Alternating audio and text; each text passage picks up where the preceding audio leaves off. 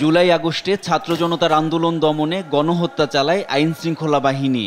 এ ঘটনায় মানবতা বিরোধী অপরাধের মামলায় ক্ষমতাচ্যুত প্রধানমন্ত্রী শেখ হাসিনা সহ ৩ জনের বিরুদ্ধে সোমবার রায় ঘোষণা করবেন আন্তর্জাতিক অপরাধ ট্রাইব্যুনাল।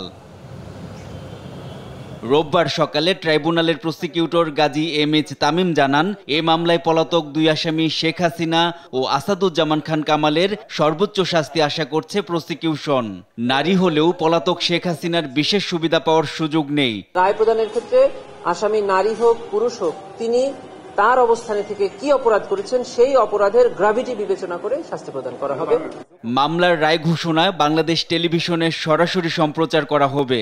গাজী তামিম জানান, রায় ঘোষণার পর ইন্টারপোলের কাছে আবারও তাদের গ্রেপ্তারের আহ্বান জানানো হবে। পলাতক আসামিরা ট্রাইব্যুনালে হাজির না হলে রায়ের বিরুদ্ধে আপিল করতে পারবেন না।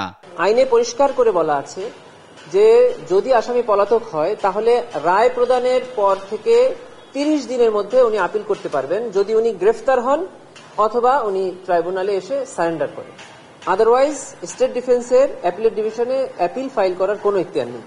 মামলার অপর আসামি সাবেক আইজিপি চৌধুরী আব্দুল আল মামুন রাজসাক্ষী হয়েছে।